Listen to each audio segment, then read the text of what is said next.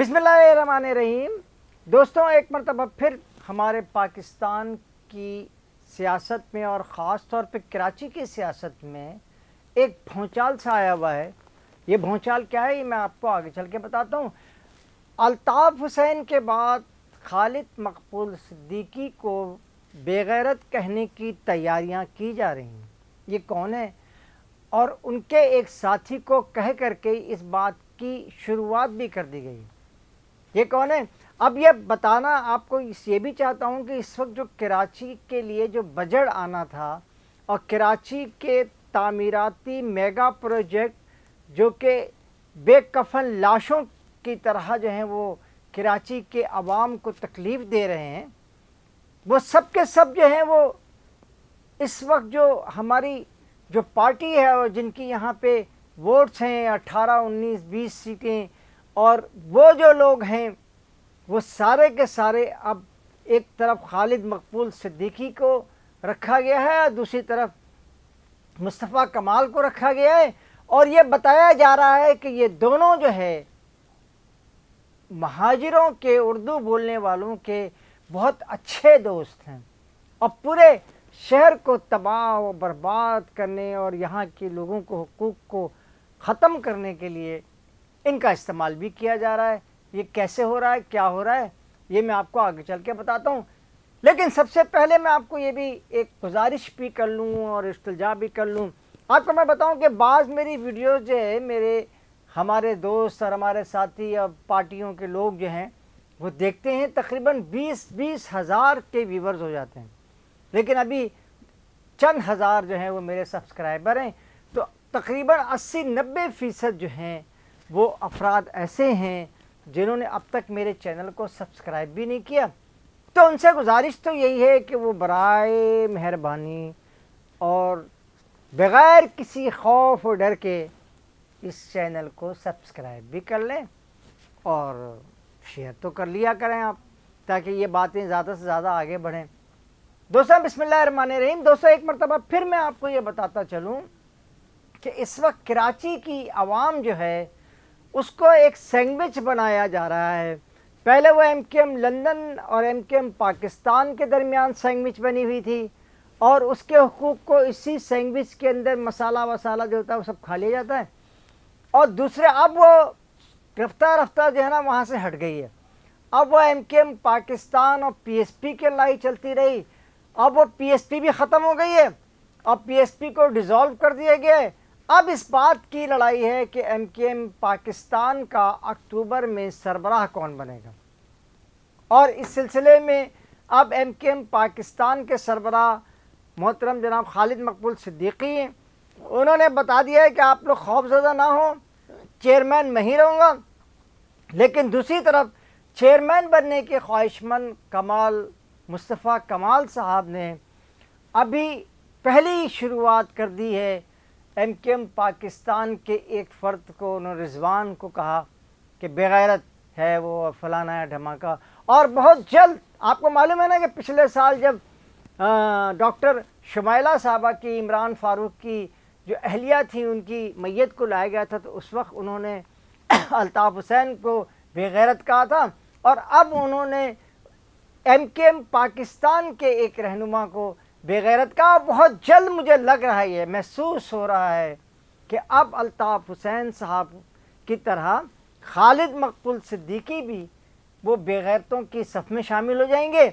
मुस्तफ़ा कमाल कहीं ना कहीं ये बात कह देंगे, इसलिए कि अब अक्टूबर में जो इंतखाबात हो रहे हैं उसकी तैयारी PSP ने, यानी कि खालिद मकबूल सिद्दीकी और एडवोकेट साहब ने, जी हाँ, उन तमाम ने मिलकर के शुरू तो कर दी है। और इसी सिलसिले की कड़ी ये थी जो मैंने आपको बताया कि बल्दिया टाउन की जो फैक्ट्री है उसको ख़त्म किया गया और उसकी जगह जो है वो दूसरी जो है ना 2 अफराद जिनको सज़ाए मौत हो चुकी थी, उसमें यकीनी तौर पे 2 अदालतों से उनको सज़ाए मौत हुई थी। तो कहीं कोई कानूनी नुक्स भी था जो 2-2 अदालतों ने ऐसी कार्रवाई की? नहीं, कोई कानूनी नुक्स नहीं था। लेकिन उसके बावजूद भी ये जो सियासी मुकदमात होते हैं ये قاتل بھی ویسے ہی بن جاتے ہیں اور پھر بری بھی ویسے ہی ہو جاتے ہیں. چٹ منگنی اور پٹ بیاہ والی بات ہوتی ہے.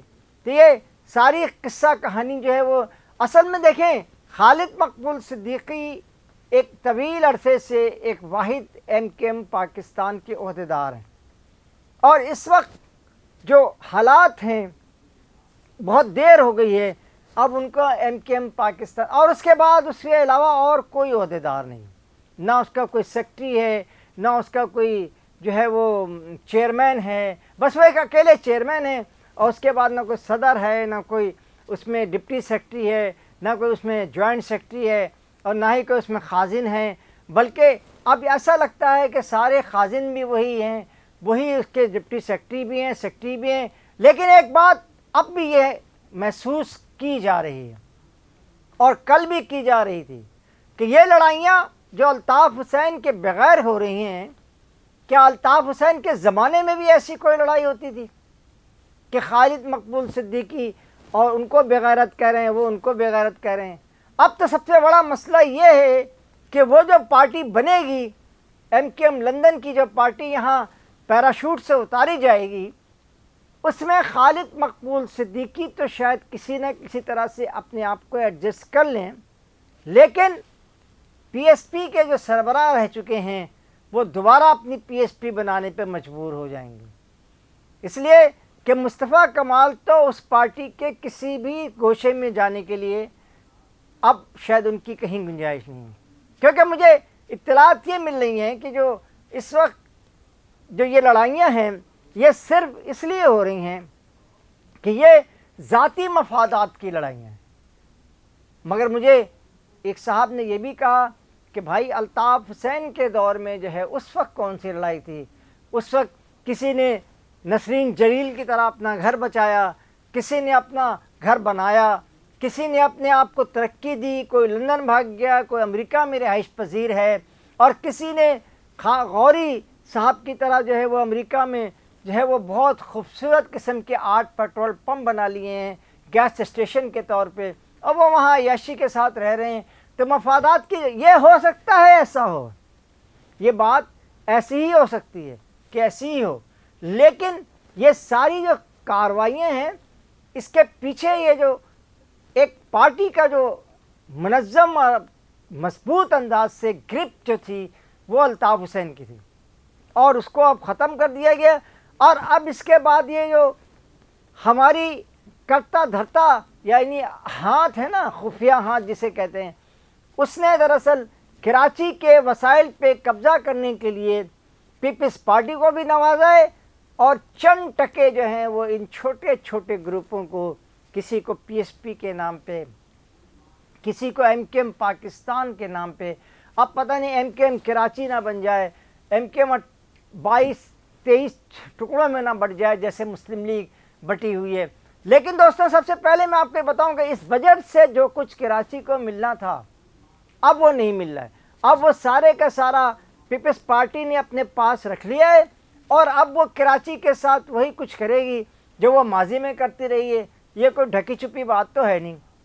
تو یہ جو ساری جو اس وقت لڑائیاں ہیں وہ صرف اور صرف کراچی کے اردو بولنے والوں کو بے پناہ نقصان پہنچا رہی ہیں، اور میں اس بات پہ بالکل شرح صدر ہے کہ وہ یہ اس لڑائی میں کسی نہ کسی طور پہ پیپلز پارٹی بھی ان کو شے دے رہی ہے کہ ہاں تم ان کے خلاف بولو، وہ ان کے خلاف بولو. اور یہ پی ایس پی کے خلاف فیصلہ بھی اسی لیے لایا گیا ہے تاکہ یہ ساری صورتحال جو ہے وہ تبدیل ہو، اور اس تبدیلی کی صورت میں اس شہر میں ایک مرتبہ پھر جو ہے وہ لڑائیاں اور جھگڑے شروع ہوں.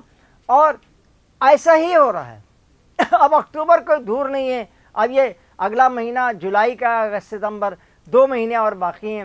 اور پی ایس پی کے جو خالد مقبول صدیقی صاحب ہیں، وہ پی ایس پی کے جو مصطفیٰ کمال صاحب ہیں، وہ اپنے لوگوں کو جیل سے بھی چھڑا رہے ہیں، اپنے ساتھیوں کو جو ہے وہ گھروں سے بھی نکلنے پہ مجبور کر رہے ہیں کہ بس آپ آئیے میدان میں، اور اس کے بعد یہ سارا مل جل کر کے ہم اپنا کھانا پینے کی تیاری کریں، تاکہ اس ملک کی جو سب سے کریم علاقہ ہے کراچی، اس کو یہاں کے لوگوں کو غربت، بے روزگاری، اور نان و شبینہ سے محتاج کر دیا جائے۔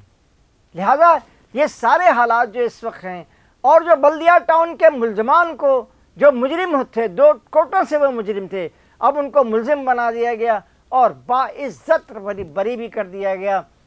پوچھنا یہ چاہتا ہوں کہ یہ ساری کہانیاں جو ہیں، جو مہاجر مر رہے ہیں، یا اور بلدیہ ٹاؤن کے ساتھ ایک اور پلازا میں بھی آگ لگی تھی نا، اس پلازا کی آگ کو بھی اب ٹھنڈا کر دیا۔ جی ہاں، گل پلازا کی آگ کو بھی، اس گل کو بھی جلا کر راکھ کر دیا گیا ہے۔